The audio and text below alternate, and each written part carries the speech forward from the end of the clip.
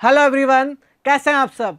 मैं आपका अपना प्रणव सर स्वागत करता हूं आपका इस प्यारे से यूट्यूब चैनल पर जिसका नाम है मोशन फाउंडेशन। बच्चों, आज हम यहां पर एनएसओ के कुछ पीवाईक्यूज करने वाले हैं for the students of class 9th and 10th। Okay बच्चों, बड़ा मजा आएगा। अच्छा, हमें यहाँ पे ना पता भी लगेगा, आज का सेशन आपके लिए काफी इंपॉर्टेंट होने वाला है। आपको पता लगेगा कि आपकी जो तैयारी है वो कितनी अच्छी चल रही है। ओके, हम यहाँ पे कुछ पीवाईक्यूज करेंगे। क्वेश्चंस मैं आपको यहाँ पर दूंगा, आपको सबसे पहले उसको करना है। अगर नहीं जाए don't worry, Pranav sir is here. Okay, मैं बताऊंगा आपको यहाँ पर, हम सॉल्यूशन भी साथ में करेंगे बच्चों। सो कॉपी और पेन लेकर बैठ जाओ, ठीक है। अपना रूम लॉक कर लो ताकि और कोई आपको परेशान अब नहीं करे, ठीक है बच्चों। तो स्टार्ट करते हैं हमारा आज का सेशन। सबसे पहले क्वेश्चन नंबर 1। ओके, देखो क्या है question number 1। A light ray from a laser pointer is incident on a plane mirror and the reflected ray strikes a screen at point P as shown in the given figure. Find the distance bx. हमें यहाँ पर bx find करना है बच्चों। क्या हो रहा है, हमने यहाँ पर एक लाइट सोर्स है हमारे पास, वहाँ से लाइट बीम हमने इंसिडेंट करी। किस पर? एक मिरर है हमारे पास, पॉइंट बी पर इंसिडेंट हो रही है। उसके बाद क्या हो रहा है, ये रिफ्लेक्ट हो रही है, स्क्रीन पे आ रही है पॉइंट पी पर। हमें bx कैलकुलेट करना है। कैसे करेंगे, कुछ समझ में आ रहा है क्या? देखो, कुछ नहीं करना भाई साहब, अगर ट्रिग्नोमेट्री आती है तो ये क्वेश्चन काफ़ी इजी है। ऐसा करते हैं, कौन स्टेप बाय स्टेप चलते हैं। क्या हो रहा है देखते हैं। एक लेजर पॉइंटर है, लेजर लाइट आ रही है, पॉइंट बी पर इंसिडेंट हो रही है। अगर इंसिडेंट हो रही है बी पर तो क्या होगा यहाँ पर देखते हैं। देख रहे हमसे बच्चों, क्या ये वाला एंगल आई और ये वाला एंगल आर बराबर होगा क्या? बिल्कुल होगा। हम जानते हैं एंगल आई बराबर एंगल आर होता है। अच्छा, अगर ये वाले एंगल बराबर होंगे ना तो ये वाले एंगल भी हमारे पास यहाँ पर बराबर होंगे, ठीक है। ग्लैंस एंगल ऑफ इंसिडेंस, इसको हम जी आई लिख सकते हैं, and glance angle of reflection, right. ये दोनों भी हमारे पास यहाँ पर बराबर होंगे। अच्छा, अगर हम ध्यान से देखें ना तो देखो दो ट्राइंगल बन रहे हैं हमारे पास। हम इन दो ट्राइंगल्स को यहाँ पर बना रहे हैं बच्चों। ये दो मेरे पास यहाँ पर ट्राइंगल बन रहे हैं, अगर आप ध्यान से देखेंगे तो। ओके, और एक ट्राइंगल ये बन रहा है। अच्छा, ये वाला एंगल और ये वाला एंगल दोनों बराबर होंगे, एंगल थीटा, और ये भी एंगल थीटा होगा, जो भी एंगल होगा। ओके, अब हमें ये हाइट गिवन है 10 सेंटीमीटर, ठीक है भाई। ये हमें गिवन है 2 सेंटीमीटर, कोई बात नहीं। हमें ये टोटल गिवन है 18 सेंटीमीटर। और हमें क्या फाइंड करना है, बी एक्स। मतलब अगर ये पॉइंट बी है, अगर ये एक्स है, तो हमें ये वाली जो डिस्टेंस है वो फाइंड करनी है। मान लो, चलो हम पॉइंट दे देते हैं। ये पॉइंट हमारे पास P है तो इसको हम Q दे देते हैं और इसको हम पॉइंट A दे देते हैं, राइट। अब हमारे पास दो ट्रायंगल हो गए बच्चों। यहाँ पर कौन कौन से ट्रायंगल होंगे, AXB एंड सॉरी ABX ले लेते हैं, एंड PBQ ले लेते हैं, ठीक है। अगर हम इन्हें कॉन्ग्रुएंट करना चाहें तो एंगल एंगल से जो हमारी रहती है, side angle side angle side angle, ठीक है। तो हम यहाँ से इसको एंगल एंगल से कॉन्ग्रुएंट प्रूव कर सकते हैं। अगर हम ऐसा करते हैं तो हमारे पास एक रिलेशन आएगा बच्चों। वो क्या आएगा, हमें यहाँ से मिलता है AX divided by PQ is equals to BX divided by BQ, right. अच्छा, मान लो इसको हम डिस्टेंस x ले लेते हैं, ठीक है। ये हमने डिस्टेंस ले ली यहाँ पर x। ओके, तो अब क्या मिल जाएगा हमें भाई, 10 divided by 2 is equals to 18 minus x divided by x. अरे भाई, ये x है ये 18 है, तो ये कितनी हो जाएगी, 18 माइनस एक्स ही होगी ना, राइट। चलो आगे बढ़ते हैं। तो यहाँ से हमें मिल जाएगा, एक सेकेंड बच्चों, यहाँ से हमें मिल जाएगा 10x is equals to twice of 18 minus x. Okay, so ये हमारे पास हो जाएगा कितना, यहाँ पर अगर हम देखें तो ये हमारे पास हो जाएगा 5 टाइम्स कट जाएगा बच्चों। उसके बाद हमें यहाँ से मिलेगा 6x is equals to 18 and we get x is equals to 3, right. हमें x बराबर कितना मिल गया, 3 मिल गया हमें x बराबर। अच्छा, अगर हमें x बराबर 3 मिल गया, जो कि ये था हमारे पास, ये हमने इसको x माना था, तो अब तो हम bx आराम से निकाल सकते हैं, ठीक है। सिंस, एक minute, bx is equals to 18 minus x and x is equals to 3, so we get bx is equals to 18 minus 3, 15 centimetre, right, correct. तो option number B is correct, 15 centimetre, ठीक है बच्चों। इजी क्वेश्चन था ना, हमने करा क्या, question physics में आया था, बट इसका तरीका कौन सा था, मैथ्स का, है ना। अगर आपको ट्रिग्नोमेट्री आती है तो आप ये वाला क्वेश्चन काफ़ी इजीली कर सकते थे, ठीक है। ध्यान रखना बच्चों का, रे ऑप्टिक्स करनी है तो ट्रिग्नोमेट्री आपकी काफ़ी अच्छी होनी चाहिए, प्लीज़ एक बार इसको आप वापस से ध्यान रखना इस बात को, ठीक है। चलो भाई आगे बढ़ते हैं, नेक्स्ट क्वेश्चन देखते हैं। अगला क्वेश्चन हमारे पास यहाँ पर, 3 blocks P, Q and R of mass 4 kilogram, 2 kilogram and 1 kilogram respectively are in contact, ठीक है, on a frictionless surface as shown in the given figure. If a force of 40 Newton is applied on the 4 kilogram block, then find the contact force between P and Q. हमें क्या एक system given है। अच्छा ये देखते हैं हम समझ गए कि क्वेश्चन कहाँ से आया है। क्वेश्चन हमारे पास यहाँ पर हमें मिला है कॉन्टैक्ट बॉडी से, है ना, कंस्ट्रेंट मोशन से क्वेश्चन आया है भाई। हमारे पास पी पर नेट फोर्स लग रहा है 14 न्यूटन का। कितने का फोर्स लग रहा है, 14 का फोर्स लग रहा है।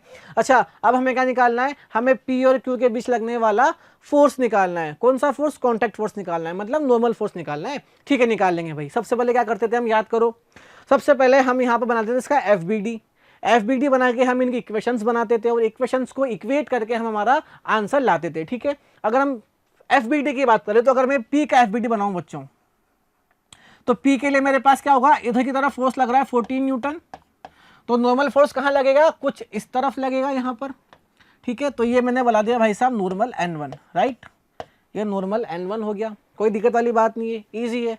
अगर मैं क्यू के लिए बनाऊं तो क्यू के लिए एफबीडी क्या बनेगा, क्यू में इधर लगेगा मेरे पास नॉर्मल फोर्स N2 एंड इधर लगेगा नॉर्मल फोर्स N1। बोलो कोई दिक्कत किसी को। और अगर हम आर की बात करें तो पॉइंट आर के लिए इधर की तरफ लगेगा हमारे पास नॉर्मल फोर्स N2। अच्छा अब देखना यहाँ पर हमारे पास क्या इसका एक्सलरेशन भी होगा, बिल्कुल होगा। इसकी जो एक्सलरेशन डायरेक्शन होगी ना वो इस तरफ होगी, इसकी भी इस तरफ होगी और इसकी भी जो एक्सलरेशन होगा वो भी इस तरफ होगा, क्योंकि सिस्टम तो कंस्टेंट है ना, जुड़ा हुआ है। जो एक्सलरेशन की डायरेक्शन पी की होगी वही क्यू और आर की होगी। अच्छा एक बात और भाई साहब, अगर कंस्टेंट मोशन है ना, ऑब्जेक्ट आपस में जुड़े हुए हैं, तो जो एक्सलरेशन P का होगा वही Q का होगा, वही R का होगा, ये भी ध्यान रखना, ठीक बात। अच्छा हम इसका एक्सप्रेशन निकाल भी सकते हैं, कैसे निकालेंगे, F नेट बराबर mass multiply acceleration. F net कितना है हमारे पास 14 है, is equals to mass, total mass आएगा हमारे पास, टोटल मास कितना है 14 + 2 + 1, है ना। M1 लिखा है मैंने यहाँ पर, हम इसको करेक्ट कर लेते हैं।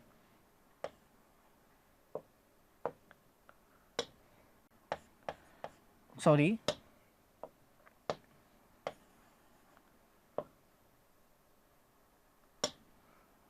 ये हमारे पास आएगा 4 + 2 + 1 मल्टीप्लाई ए, सो हमें मिल जाएगा a is equals to 14 I think 7 आएगा। सो a हमें मिल जाएगा यहाँ पर 2 मीटर/सेकंड²।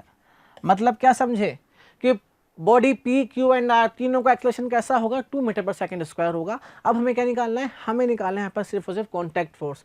चलो भाई यहाँ पर ध्यान देते हैं, P पर अगर हम बात करें तो P के लिए अगर हम देखें तो net force from second equation of motion क्या आ जाएगा, F net is equals to M net multiply A। तो हमारे पास यहाँ पर क्या आ जाएगा, इधर की तरफ ऑब्जेक्ट मूव कर रहा है, so 14 - N1 is equals to mass कितना है 4 किलोग्राम है, 4 × A कितना है 2 है। तो हमारे पास यहाँ पर मिल जाएगा हमें N1 is equals to 14 - 8 which is equals to 6 newton. Clear है क्या इतनी बात, N1 कितना आ गया हमारे पास 6 न्यूटन आ गया। अच्छा P और Q के बीच में हमें कॉन्टैक्ट फोर्स निकालना है। कॉन्टैक्ट फोर्स N1 जो है वो Q पर भी लग रहा है, P पर भी लग रहा है, मतलब कॉन्टैक्ट फोर्स कितना आ जाएगा N1 बराबर 6 न्यूटन। ठीक, हमें बाकी के निकालने की आवश्यकता ही नहीं है, ठीक है बच्चों। So option number B 6 newton is a correct answer. Clear, समझ में आ गया। कंस्टेंट मोशन से क्वेश्चन था, जब भी कंस्टेंट मोशन आएगा सबसे पहले क्या निकालोगे, नेट फोर्स अगर दे रखा है तो ध्यान कहाँ जाएगा, एक्सलरेशन पर निकाल लो भाई साहब, क्योंकि जो P का होगा वही Q का होगा, वही R का होगा। इस पूरे को आप सिस्टम मान लो, आप इस पूरे को एक सिस्टम मान लेंगे, मान लो M, ठीक है, समझ में आ गया। इस पूरे को सिस्टम M मान लो, इसका मास M है हमारे पास, अब निकाल लो, एक्सलरेशन निकाल लिया हमने, काफ़ी इजी था, ठीक है। ये तो एकदम मान लो चॉकलेट प्रॉब्लम थी आप लोगों के लिए, ठीक है। चलिए आगे बढ़े भाई, आगे बढ़ते हैं, नेक्स्ट क्वेश्चन देखते हैं। A large positively charged metal sphere is connected to a small negatively charged metal sphere by a piece of copper wire as shown in the given figure. Which of the following statement is correct? हमारे पास एक बड़ा जो है sphere given है, एक छोटा sphere given है, दोनों को हमने कनेक्ट करा है कॉपर वायर से। हो क्या रहा है, मान लो ये मेरे पास है ए एंड ये मेरे पास है बी। अच्छा, ए हमारे पास पॉजिटिवली चार्ज है, बी हमारे पास नेगेटिवली चार्ज है। होगा क्या, सोचो ध्यान से। हम जानते हैं चार्ज जो है वो हमेशा high potential to low potential जाता है, यस और नो। तो चार्ज कहाँ जाएगा, पॉजिटिव से जाएगा नेगेटिव की तरफ। क्लियर है क्या? और कब तक जाएगा, चार्ज जब तक जाएगा जब तक कि उनमें इक्विलिब्रियम वाली पोजीशन नहीं आ जाती। क्लियर इतनी बात? तो अब हमें क्या करना है, हमें देखना है कि भाई साहब चार्ज कब तक जाएगा, जब तक कि इक्विलिब्रियम की पोजीशन नहीं आ जाती, उसके बाद चार्ज रुक जाएगा। अब एक बार ऑप्शन चेक करते हैं। The large sphere will acquire net negatively charge. ऐसा पॉसिबल नहीं होगा भाई साहब, है ना। नेगेटिव चार्ज पर नहीं आएगा, क्यों नहीं आएगा, क्योंकि ज़्यादा चार्ज किधर है, इधर। तो फ्लो कहाँ होगा चार्ज का, ए टू बी होगा। तो ये हमारे पास फॉल्स हो गया। नेक्स्ट आते हैं, the charges on the small sphere will be naturalised. ये भी फॉल्स होगा भाई साहब, ठीक है। अच्छा, the momentary conventional current will flow from the small sphere. अच्छा, कन्वेंशनल करंट कहाँ फ्लो होगा, जब चार्ज ए से बी जा रहे हैं तो इधर क्यों फ्लो होगा भाई साहब, है ना। ये भी नहीं होगा, सो ये भी हमारे पास नहीं होगा, ये भी फॉल्स हो जाएगा। Both the sphere will be at the same potential after the equilibrium. ये वाला सही लग रहा है भाई साहब, ऑप्शन नंबर डी करेक्ट आ रहा है हमारे पास, ठीक है। इजी था क्वेश्चन ये वाला भी। चलो भाई आगे बढ़ते हैं। चलिए नेक्स्ट क्वेश्चन देखते हैं बच्चों। नेक्स्ट क्वेश्चन क्या है हमारे पास यहाँ पर, two satellites S1 and S2 revolve around the planet in a coplanar circular orbit in the same senses. Their period of the revolution are 1 hour and 8 hours respectively. The radius of the orbit is S1 is 10 की power 4 kilometre. When S2 is closest to the S1, then the speed of S2 relative to S1 will be। देखो बच्चों, हमें यहाँ पे क्या करना है, planet जो है, क्या कह रहा है क्वेश्चन, एक प्लेनेट है जिसके अराउंड एक ही प्लेन में S1 एंड S2 दो सैटेलाइट्स अराउंड करती हैं, मूव करती हैं वेलोसिटी से, ठीक है। हमें यहाँ पर उनके कुछ डेटा गिवन है, हमें निकालना है when S2 is closest to S1 then the speed of S2 relative to S1 भी। जब सैटेलाइट S2 S1 के सबसे नज़दीक होगी तब हमें क्या निकालना है, तब हमें निकालना है कि उनकी रिलेटिव वेलोसिटी क्या होगी। मतलब ध्यान से सोचो इस क्वेश्चन को। अगर हम यहाँ पर देखें, कॉन्सेप्ट लेके चलें, तो रिलेटिव मोशन पूछा गया है in terms of gravitational force में। ग्रेविटेशनल वाला जो चैप्टर है वहाँ पर हमें इन दोनों क्वेश्चन को, कॉन्सेप्ट को मर्ज किया गया है, gravitation plus planetary motion plus relative motion. Okay, तो चलिए भाई देखते हैं क्या है क्वेश्चन। अगर हम क्वेश्चन देखें, चलिए भाई, तो क्या क्या गिवन है। सबसे पहले हमें यहाँ पर गिवन है सैटेलाइट्स S1 S2, कोई बात नहीं, ठीक है भाई। हमें टाइम पीरियड गिवन है T1 बराबर हमारे पास है 1 आवर और T2 हमारे पास यहाँ पर गिवन है 8 आवर, ठीक है भाई, कोई दिक्कत नहीं है। R1 हमें यहाँ पर गिवन है 10 की पावर 4 किलोमीटर। इसी के साथ हमें R2 गिवन नहीं है और हमें क्या निकालना है, velocity of 2 with respect to 1, मतलब हमें निकालना है V2 माइनस V1। हमें क्या करना होगा बच्चों, हमें यहाँ पर दोनों सैटेलाइट्स की पहले वेलोसिटी निकालनी होगी और उनको आपस में माइनस करेंगे, तभी हमारा velocity of satellite 2 with respect to 1 हमें यहाँ पर मिल पाएगा, ठीक है। कोई बात नहीं, इसी क्वेश्चन है, स्टार्ट करते हैं करना। अच्छा, हम जानते हैं हमारे पास रिलेशन होता है। कौन सा रिलेशन होता है बच्चों, हमारे पास एक रिलेशन होता है फ्रॉम केपलर्स लॉ। हम लिखते हैं कि time period T1 square by T2 square is equals to R1 cube divided by R2 cube, right. क्या हम यहाँ से R2 निकाल सकते हैं क्या, बिल्कुल निकाल सकते हैं। चलिए निकाल के देखते हैं। अगर हम R2 की बात करें तो यहाँ से हमें R2 कैसे मिलेगा, R2 cube is equals to हमें यहाँ से मिलेगा R1 cube multiply T2 square divided by T1 square. अच्छा, वैल्यूज पुट करेंगे तो R2 वैल्यू पुट मत करो, पहले क्यूब हटा देते हैं अगर हम, तो हमें मिलेगा R1 मल्टीप्लाई T2 की पावर 2/3, ठीक है, 3/2 आ जाएगा यहाँ पर।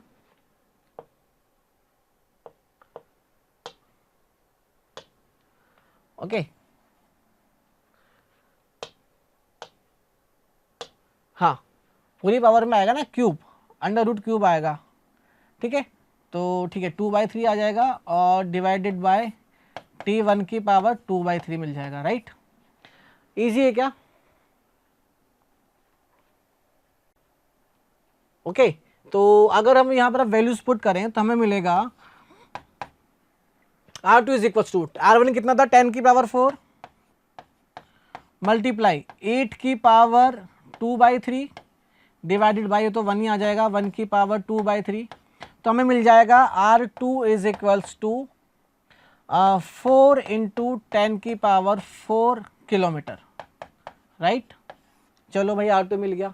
अच्छा, अब V1 कैसे निकालेंगे, वेलोसिटीज कैसे निकालेंगे? हम जानते हैं हमारे पास एक रिलेशन होता है V is equals to R omega. क्या होता है? V is equals to R omega होता है, वेयर ओमेगा क्या होता है 2 पाई अपॉन T होता है। तो V बराबर क्या हो जाएगा? अच्छा, V1 बराबर क्या होगा R1 ओमेगा 1, ठीक है। तो R1 की वैल्यू कितनी है भाई हमारे पास यहाँ पर 10 की पावर 4 है, 10 की power 4 multiply 2 pi divided by 1 आ जाएगा। तो V1 कितना आ जाएगा हमारे पास यहाँ पर 2 पाई इंटू 10 की power 4 kilometre per hour, right.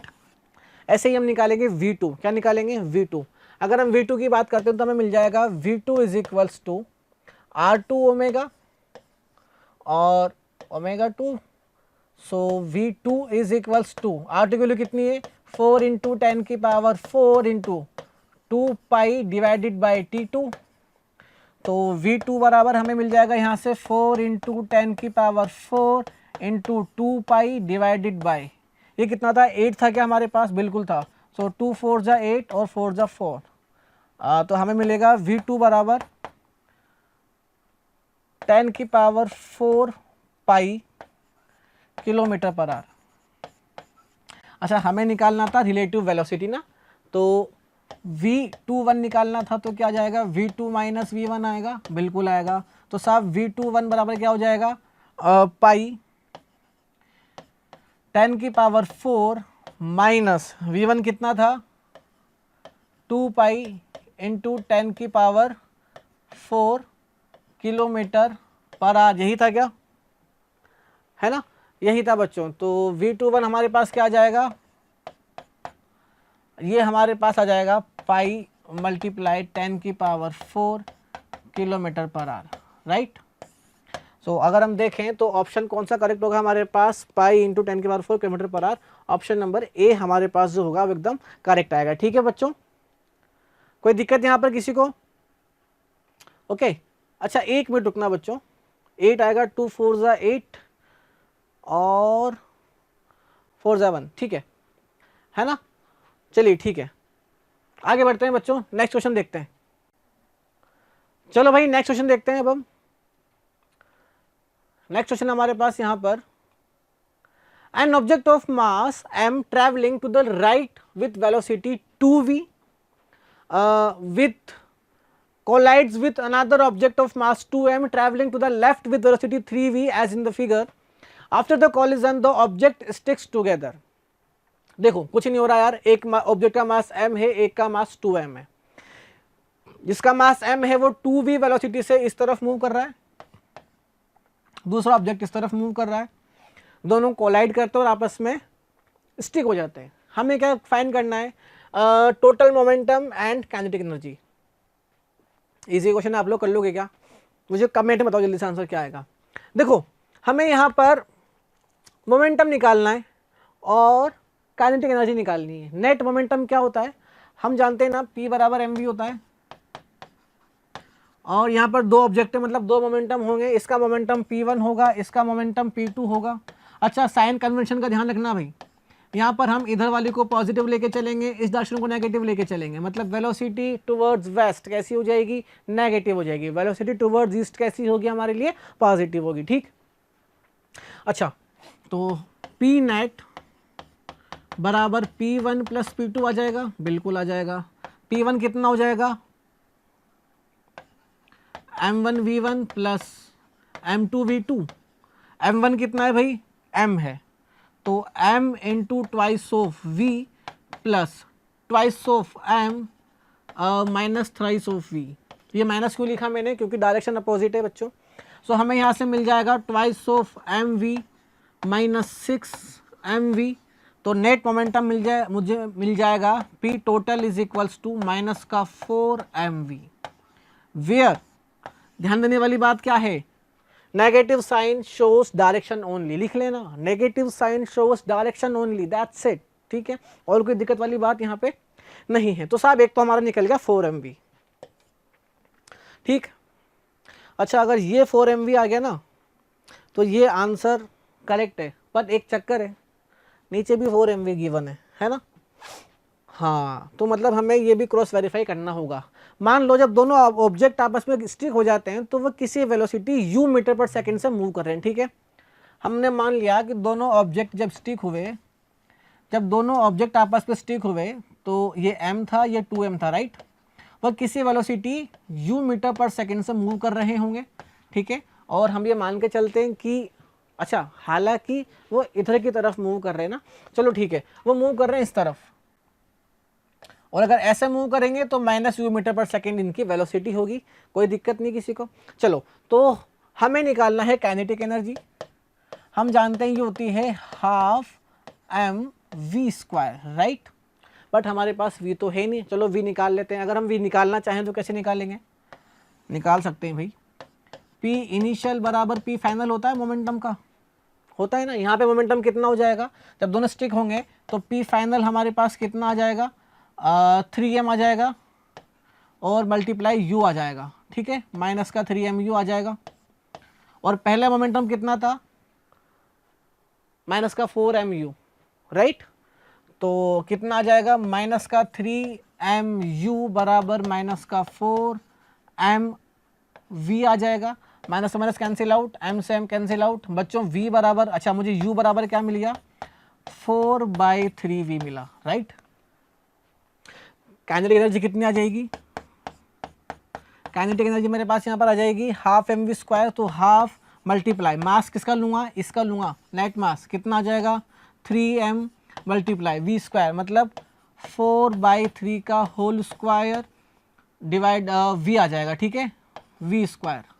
चलो तो यहाँ से हमें क्या मिल जाएगा, half multiply 3m multiply 4 into 4/3 into 3 v²।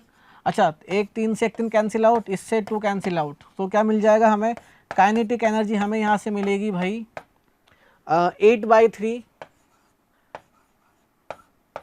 v², ठीक। मीन्स ऑप्शन कौन सा होगा, option number C is correct. Easy था ना, ज़्यादा कोई खास बात यहाँ पे नहीं थी। क्वेश्चन बस आपको थोड़ा सा ध्यान देने की जरूरत थी, बेसिक कॉन्सेप्ट लेके चलना है यार, कोई सब बहुत हार्ड एंड फास्ट क्वेश्चन नहीं आएगा, बहुत टफ क्वेश्चन नहीं आएगा आपके पास। बट हाँ दिमाग के जो नट बोल्ट है ना उनको खुले हुए रखना थोड़े से, है ना, दिमाग के घोड़े दौड़ने चाहिए तुम्हारे एग्जाम में, वरना क्वेश्चंस नहीं हो पाएंगे भाई, ठीक है। चलो आई होप आपको समझ में आया होगा, इस सेशन आपके लिए काफ़ी यूजफुल भी रहा होगा, ठीक है बच्चों। तो मिलेंगे हम बहुत जल्द वापस से इसी सीरीज के साथ, ठीक है। सो बाय बच्चों, have a nice day, thank you so much.